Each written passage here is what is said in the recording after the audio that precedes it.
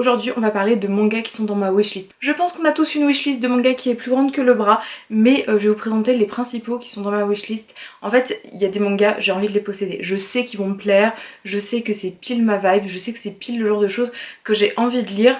Mais pour plusieurs raisons, je les achète pas tout de suite ou j'attends. Il y a plein de tomes qui sortent et je peux pas acheter, ou alors la série est finie, du coup faut que j'achète toute une grosse série d'un seul coup. Ou tome par tome, mais bon, avec toutes les séries en cours, c'est un peu compliqué. Trêve de bavardage, on va aller sur le cœur de la vidéo où je vais vous présenter les mangas qui sont dans ma wishlist.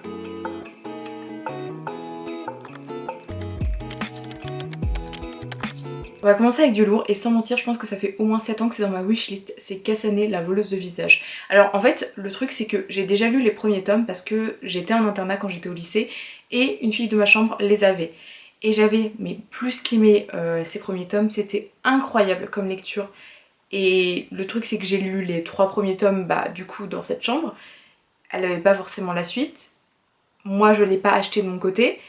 La série s'est complétée, il y a 14 tomes, en soi c'est pas le bout du monde, mais je sais pas, je passe pas le cap d'acheter les 14 tomes ou d'acheter les premiers tomes que j'ai déjà lus puis ensuite les autres etc petit à petit, mais en fait c'est un truc qu'il faut absolument que je complète en 2025 et enfin sur cette année parce que c'est pas possible. Alors pour ceux qui ne connaissent pas, on va suivre Kasane Fushi qui est la fille d'une grande actrice, Sukeyo Fushi, connue pour son talent et sa beauté.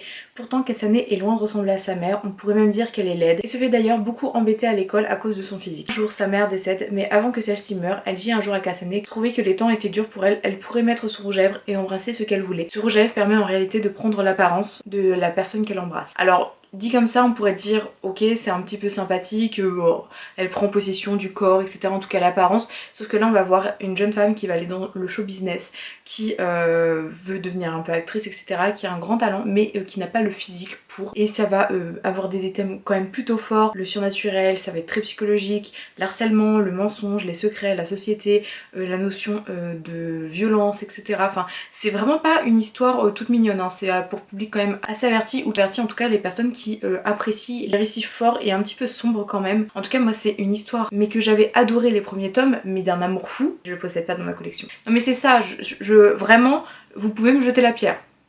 Parce que là j'abuse. Ensuite, je sais pas si je vous ai dit que j'appréciais les carnets de l'apothicaire, parce que j'apprécie très fort les carnets de l'apothicaire. Et pour les carnets de l'apothicaire, il y a un petit souci, c'est qu'il y a la version de Ki-hoon que j'aime énormément, mais il y a encore le light novel et l'autre version, les carnets de l'apothicaire Enquête la cour, d'une autre maison d'édition, et vraiment je veux la posséder. C'est dans ma wishlist, c'est quelque chose que je veux vraiment, c'est juste que j'ai pas pris le temps. Alors c'est publié chez Mana Books, il y a déjà 7 tomes, donc c'est en cours. En plus je l'ai vu sortir et j'en avais déjà parlé, je disais que c'était très cool qu'elle sorte parce que au Japon il y a les deux versions et je trouve que là du coup on ressemble un petit peu au marché japonais et ça fait ultra plaisir que en France on puisse avoir ces deux versions parce que de base ça vient du light novel que je ne possède pas à mon grand désarroi. Et en plus derrière il y a deux versions qui permettent un peu de se compléter, d'avoir d'autres angles d'attaque sur une même œuvre. Et je trouve que c'est super cool de pouvoir avoir ça, de pouvoir avoir d'autres dessins, de pouvoir avoir la même histoire mais sous d'autres angles. On va dire les éléments principaux vont être les mêmes. Et c'est une histoire que j'adore donc ça me gêne pas de la relire, mais il va y avoir une différence dans le récit et dans le rythme. Pour ceux qui ne connaissent pas les carnets de l'apothicaire, alors c'est une histoire où on va suivre Mao qui est une jeune femme qui a été élevée dans le quartier des plaisirs, mais chez un apothicaire, donc où elle est un petit peu formée en apothicaire, etc. Elle aime bien les poisons, tout ça. Et elle est extrêmement curieuse cette jeune femme. Un jour elle va être enlevée et emmenée dans la cour donc du comité impérial des femmes et par un concours de circonstances elle va être mêlée dans les enjeux politiques et elle va avoir un rôle à jouer pour un peu dénicher certains secrets, etc. C'est ultra intéressant, les personnages sont très cool. On va voir du coup Mao qui est très intéressante, on va voir Jinchi qui est un personnage qui vient beaucoup dans la cour des femmes et qui s'intéresse beaucoup à Mao sur le plan de mystère, de la curiosité, etc. Écoutez, moi c'est une œuvre que j'aime énormément et je ne pèse pas mes mots et j'ai envie de posséder cette autre version et je la posséderai et je la lirai également. Je pense que le truc c'est soit j'arrive à trouver un lot d'occasion et je vais les lire petit à petit, enfin par lot d'occasion et ensuite j'achèterai les neufs, soit j'attends que les carnets de l'apothicaire soient finis tout court et je m'attaque aux carnets de l'apothicaire Enquête à la cour, mais en vrai ça me fait chier. En vrai je vais pas vous mentir, j'ai envie de lire les deux en même temps, j'ai envie de comparer les deux, enfin je pense que ça va finir comme ça, mais c'est surtout qu'en fait il y a plein de séries que je complète et en fait j'ai un budget par mois de manga, je le dépasse la plupart du temps déjà, mais je peux pas trop le dépasser non plus. Je vais quand même vous faire des vidéos, etc. Enfin c'est un peu compliqué donc du coup je pense que je vais les acheter, mais J'attends le bon moment. Il termine en 13 tomes, c'est Gannibal. Alors Gannibal, je ne possède aucun tome, juste j'ai déjà vu les couvertures, j'ai déjà lu le synopsis, j'ai déjà entendu des avis et c'est le genre d'œuvre, je me dis ça peut me plaire. Alors bien sûr c'est quand même pour public averti, c'est de l'horreur, c'est du drame, c'est du mystère, c'est du psychologique, donc bon, c'est pas pour mettre dans les mains de tout le monde je pense, mais moi en tout cas c'est quelque chose qui me tente beaucoup. Alors le résumé de Gannibal, alors qu'il vient tout juste d'être affecté à Kuge, un petit village du fin fond de la campagne, l'agent de police Daigo Agawa se retrouve nez à nez avec un cadavre complètement défiguré. Les locaux disent que le malheureux a été attaqué par un ours, mais une trace de morsure humaine attire le regard de Daigo, et puis il y a cette rumeur. Et si c'était vrai? Vraiment, des notions un petit peu de mystère, les dessins sont très lourds, très forts, je sais pas, ça me tente énormément. Je le vois passer depuis quand même plusieurs semaines, maintenant on peut le dire même plusieurs années, mais je sais pas, je passe pas le cap, je sais pas pourquoi, peut-être parce que en fait je commence d'autres séries qui sont nouvelles, en fait j'ai eu connaissance de Gannibal, il y avait déjà je crois 4-5 tomes de sortie, je me suis dit je vais rattraper plus tard, et puis vous savez c'est ce truc où on dit je vais rattraper plus tard, je vais rattraper plus tard, puis au final le dernier tome est sorti et en fait j'avais toujours pas rattrapé la série, et je me suis dit bon bah j'attendrai que je trouve un lot sur Vinted, et puis en fait j'achète d'autres choses, et puis du coup au final bah je l'achète pas quoi. Et ça reste dans ma wishlist et ça attend patiemment. Ça me fait suer hein, parce que vraiment c'est une œuvre que j'ai envie de posséder et qui me donne vraiment très envie. Je trouve vraiment qu'elle dégage quelque chose quand je la vois dans les rayons. Quand j'en entends parler sur les réseaux, franchement ça me donne trop envie, mais je passe pas le cap. Et ça m'embête un peu, je vous avoue. Une autre œuvre qui me tente beaucoup, et là il n'y a pas énormément de tomes, il n'y en a que 3, mais je sais pas, je l'achète pas. C'est Entre nos mains de Battant, donc qui est édité par Akata. Donc en plus il y a vraiment que 3 tomes, donc là j'abuse. Très sérieusement, c'est une histoire, on va suivre Maki, une fille qu'elle aime, qui lui est impossible d'oublier, la mystérieuse et irrésistible Midori, avec qui elle sortait pendant ses années au lycée pour filles. Lettres d'amour et la manicure en commun, Maki pensait que cela durait éternellement, mais la relation se termina soudainement par une remarque de Midori. Laquelle d'entre nous aura un petit ami en premier? 10 ans plus tard, Maki retrouve Midori et ses sentiments restent inchangés. Qu'en est-il pour Midori? Maki serait-elle piégée dans un amour sans fin? Je sais pas pourquoi, c'est une œuvre qui me tente vraiment beaucoup par déjà l'aspect graphique de Battant. Je trouve qu'il est super beau, là j'en ai lu un autre de ses tomes, Jalouse, il y a pas longtemps, et vraiment je trouve qu'elle a un tracé qui est magnifique. Ça a été conseillé par 1001 copines, j'ai une de mes meilleures amies qui est vraiment fan du manga, et en fait du coup, voir autant de personnes qui aiment autant ce manga, c'est un peu tranche de vie, un petit peu romance, il y a aussi un côté un petit peu dramatique, des personnes qui se retrouvent des années plus tard, enfin globalement sur le papier c'est pile ce qu'il me faut ou pile ce que j'aime, mais en fait quand c'est sorti j'ai laissé passer parce que bah, j'ai juste pas eu connaissance de sa sortie, et puis au final j'ai eu connaissance quand il y a eu les derniers tomes et je me suis dit oh bah j'achèterai plus tard, et puis ce plus tard n'est toujours pas arrivé parce que les derniers tomes étaient sortis en 2023, on est en 2024, bon ça fait pas non plus 107 ans, mais quand même, un jour ça va me prendre et je vais acheter les 3 tomes d'un seul coup, mais pour l'instant ça reste dans ma wishlist et j'ai envie de vous le présenter parce que c'est vraiment une œuvre qui est en haut de ma wishlist, et en plus il n'y a pas beaucoup de tomes donc faut que je me lance. Faut que je me lance. Il y a 2 tomes qui sont 2 one shot mais quand même plutôt conséquents, et c'est le prix, et en fait le problème c'est que je comptais les acheter, sauf qu'en fait quand j'ai commandé ils m'ont dit ah bah en fait on les a plus, du coup je me suis fait rembourser, mais à ce moment là du coup je ne les ai pas achetés. C'est Sakura Nicolette de Ano Moyoko. Alors c'est une autrice que j'aime vraiment beaucoup, j'aime beaucoup son style graphique, c'est chocolat et vanilla, j'ai un artbook d'elle, enfin vraiment on est sur quelque chose où déjà le style graphique est très important et j'aime beaucoup. En vrai je vous en parle peu des styles graphiques de manga, de dessin etc, mais je trouve que quand il y a des chara design qui sont identifiables au premier coup d'œil, ça a tendance quand même à beaucoup me plaire. Alors tout d'abord il y a Sakuran, donc c'est Edo au quartier des plaisirs de Yoshiwara, une Ohara courtisane de plus haut rang d'une maison close se fait tuer par son amant. La maison Tamagoki qu'elle représentait doit se retourner vers la seule femme de la maison qui a les épaules et l'érudition pour un tel rôle. Kiyoa. Vendue petite à la maisonnée, elle a toujours eu un tempérament de feu inadapté à servir les clients.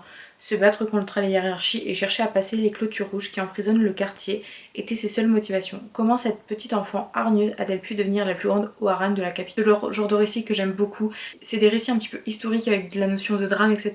Je pense en plus que la tournure en fait un petit peu du récit peut être très intéressant et peut être très cool. Vraiment j'ai vu des avis passé qui était très positif, mais moi j'ai envie de me faire mon propre avis dessus et c'est pour ça que je veux le posséder. Mais c'est vrai qu'il coûte 20 € et ensuite il y a Colette qui lui coûte 25 €, donc c'est pour ça que en fait je les avais achetés avec un bon et au final ça m'a été remboursé, j'ai acheté d'autres mangas avec, mais c'est vrai que en fait ça me bousille la moitié de mon budget manga par mois. Bon des fois je le dépasse un peu, mais globalement avec 2 mangas j'ai acheté la moitié de mon budget manga. Donc, suivant les sorties et les suites, bah c'est vrai que je vais plus m'orienter vers ça alors que en fait ça me tente beaucoup, donc en fait c'est un peu ambivalent. Un jour je les achèterai c'est sûr, mais il faut juste que je prenne le temps. Alors pour Colette, c'est Paris, début du XXe siècle. Colette travaille dans une maison close où ses journées consiste à satisfaire les moindres fantasmes de ses clients. Elle et les autres filles se soutiennent, s'entraident, connaissent des joies mais aussi des peines. Pour échapper à ce quotidien d'oiseau en cage, la seule source de bonheur de Colette se niche dans ses rendez-vous avec Léon, sans être sûre que cet amour soit réciproque. Alors lorsqu'elle se dernier ne vient plus la voir, le désespoir s'empare d'elle. Il y a un côté très mature, très dramatique, et je vous avoue que j'ai quand même une tendance à beaucoup aimer les drames, à aimer les histoires un peu fortes, etc. En fait, c'est des histoires qui me bouleversent, qui vont me chambouler, et c'est vrai que j'aurais tendance à m'orienter vers elles. Globalement, mes lectures sont très légères, mais parfois j'aime ce genre de récits très très fort, j'en ai de temps en temps et en général par contre c'est des récits qui vont se mettre en haut de la liste des œuvres que j'aime le plus parce que ça m'a touchée et du coup c'est pour ça que Colette me tente autant. Un autre manga où vraiment j'abuse, c'est My Hero Spring Ra. Alors je vous dis ça parce qu'en fait j'ai lu Dirjin, j'ai adoré. Dans Dirjin on va suivre du coup une personne qui vient de la communauté des Amish et qui se retrouve à New York et qui va être recueillie par quelqu'un et qui va essayer de rester autonome de cette vie d'Amish, et en fait on va suivre cette relation où avec la personne qui l'a recueillie, etc. C'est très très doux, c'est très dramatique, c'est vraiment une relation et un récit qui est vraiment très fort et très doux, et c'est ce genre de boys love que je veux lire et qui est empreint d'une douceur, d'une vérité en fait qui est juste incroyable parce qu'en fait le récit, tu te dis c'est un récit qui est imaginaire. Tu pourrais te dire que c'est une personne qui a une vie extraordinaire qui te le raconte, enfin moi c'est quelque chose que j'ai vraiment beaucoup aimé. Et il y a un one shot, donc là il n'y a qu'un tome, c'est Maroon Springara, et en fait c'est dans le même, un peu dans le même système. C'est on va suivre l'Amérique dans les années 80, après avoir renoncé à son rêve de danser sur la planche de Broadway, Oz s'installe dans une petite ville où il devient barman et gigolo. Quand Théo, un jeune Amish en plein Runspringa, c'est en fait pendant une année je crois, les personnes Amish peuvent sortir de la communauté pour un peu découvrir le monde et en fait choisir de soit continuer dans le monde ou de revenir dans la communauté. Se présente au bar d'Oz, le prend pour un de ses clients et l'emmène dans sa chambre, et s'il se rend rapidement de sa méprise, l'ex-danseur ne peut toutefois résoudre à abandonner le jeune garçon totalement perdu dans un monde qui lui est inconnu. À force de passer du temps ensemble, les deux jeunes hommes se rapprochent et Oz est très vite touché par le caractère naïf et innocent de son nouvel ami. Bref, c'est une histoire, en fait, je me dis que c'est dans le même tranche de récit que Dirjin et que c'est un petit peu dans la même vibe, et j'ai envie de retrouver un petit peu cette vibe.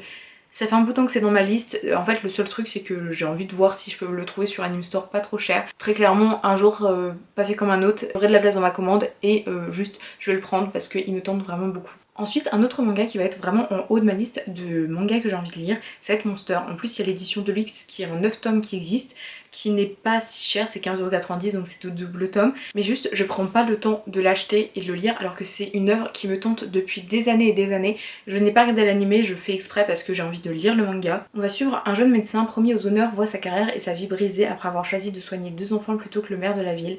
Autour de l'un des enfants, les morts s'enchaînent alors de manière inexplicable, et s'il avait sauvé un monstre. Très clairement, je ne saurais vous dire à quel point l'œuvre me tente. J'ai pas vu tant d'avis que ça, mais juste en fait je vois toujours des gens mettre que Monster est une œuvre incroyable. Monster est dans mon top, Monster est une œuvre qui est forte, qui est dramatique, Monster est une œuvre où on va suivre des personnages qui sont compliqués, on va sur un récit qui est vraiment construit. Mais en fait, moi j'ai pas besoin de plus en fait. C'est juste une œuvre qui déjà graphiquement me tente beaucoup, j'en entends beaucoup parler en bien depuis quand même de nombreuses années. C'est une œuvre qui est quand même plutôt inscrite dans les œuvres de manga populaires et surtout fortes, etc. et qui sont des chefs-d'œuvre du manga d'après pas mal de personnes, sauf que moi je ne me suis jamais fait mon propre avis dessus. Je sais que c'est quelque chose qui me plaira, en tout cas je l'espère fortement. En tout cas c'est vraiment une œuvre que j'ai envie de posséder, et pas qu'un peu. Du coup j'ai vraiment envie de la posséder, je sais pas si j'essaierai de trouver un lot ou si je les achèterai neufs, parce que j'ai vraiment envie de le lire. Et on a fini avec ma wishlist. Alors il y a d'autres mangas dans cette wishlist, hein, vraiment j'ai beaucoup de mangas que j'ai envie de posséder, mais je vous avoue que ceux que je vous ai présentés, c'est vraiment des mangas que je veux vraiment posséder, et c'est surtout les mangas que je voulais vous présenter parce que je compte les posséder sur cette année 2024-2025. Il y en a d'autres que je veux posséder qui sont sur ma wishlist depuis parfois plus longtemps, depuis parfois moins longtemps, mais si je les possède pas tout de suite maintenant, c'est pas grave. Alors que eux, je vous avoue que ça va partir et que je vais les lire cette année et que bah du coup je vous en parlerai, mais c'est vraiment des mangas qui me tentent vraiment. Je sais pas si vous les avez déjà lus, n'hésitez pas du coup à me faire votre propagande dessus si c'est des mangas que vous adorez, parce que pour que je m'oriente un peu sur l'un ou sur l'autre.